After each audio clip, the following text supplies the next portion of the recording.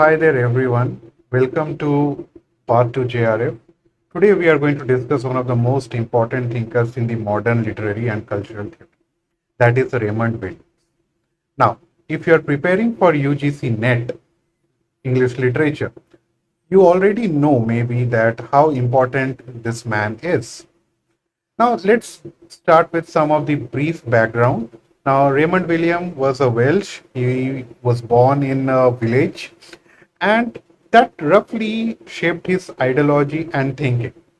Now, because of his, working class background, this experience made him question the elite idea of culture and pushed him towards the socialist and Marxist idea, but in his own original way.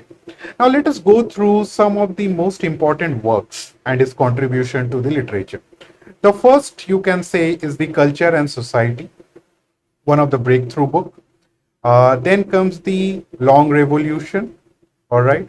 Then The Country and the City, that's the third book. Then one of the most important book is Keywords, a vocabulary of culture and society.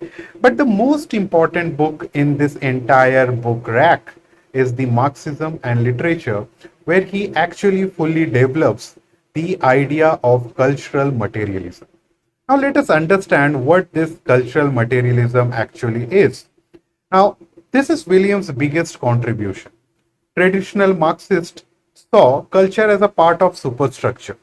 Williams rejected this view. It is actively produced, actually, he argued that the culture is material. It is actively produced and it plays a real role in shaping society, not just reflecting it. Structure of feeling. This refers to the lived experience of a particular period, the way people actually felt and experienced life, which is often not fully captured in official history or even in the great literature. It is the emerging or pre-articulated feeling of a generation. Now, this man, most importantly, if you want to understand, was a guy who actually questioned the elite literature. This man actually talked about the things like why can't ordinary people be part of literature. Now, in the previous video, we have already discussed the idea of subaltern. We all know that most of the literature was always written from the perspective of a winner, a hero, a noble, an affluent class. Very few times we'll find that literature actually gave some space to common ordinary person as the real hero or winner or any kind of thing, not even a winner, just a person like that. So this is actually what Raymond William actually wanted to talk about. Culture as a way of life. Okay, so culture is actually a way of life. Culture is not just elite art or literature. It includes how ordinary people live, speak, work, celebrate, and relate to one another. Now, this is a kind of a very famous movie format that we come across when if you watch anime and all those kind of things. Then you have already heard of a concept called as Ghibli. Now, Ghibli Studio actually designed movies, okay, which actually talked about people as they are. It never talked about you have to win in life, you have to do this, you have to do that. Most of the regular movies and all that web series we watch, there is a protagonist who is moving towards something. He's continuously chasing time, and slowly, while he's chasing something, the story unfolds. If the character doesn't move at all, if the character decides that he's just going to enjoy the nature, just be there, just like a normal human being, like for me, for you, every day is not a thrilling story for us.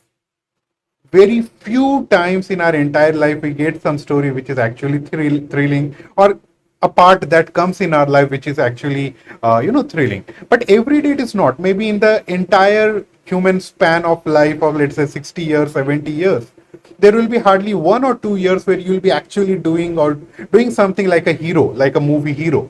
But what about the other 50 years or 60 years of your life? Ghibli Studio actually wanted to capture that human being just as it is. There doesn't have to be necessarily something going on. Raymond Williams actually proposed the same idea, a similar idea, that culture is not just elite art or literature, it includes ordinary people live, speak, work, celebrate, and relate to one another. So, this is what cultural materialism actually acting like a way of life.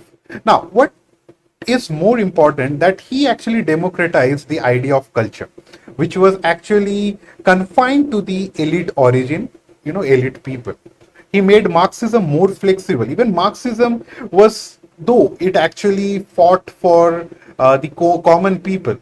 But if you see, even today, Marxist language is filled with technical jargons.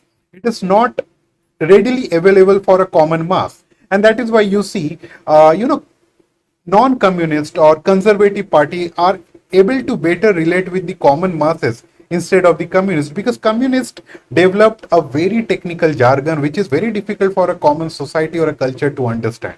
So he actually made Marxism more flexible and useful for literary studies. His ideas actually influenced the later thinkers like Stuart Hall, cultural studies, and new historicism.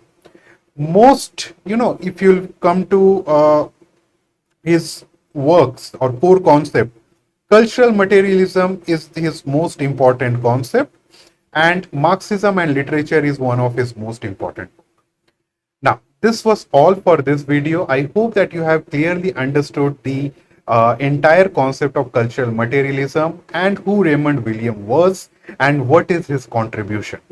Please subscribe to this channel so that you can keep on getting all the UGC NET English literature videos, so that you can cover up your syllabus, quite in a rapid manner. We are going to come up with extremely short, crisp videos so that you can keep on studying continuously without overloading your brain, right? So see you in the next video. Thank you.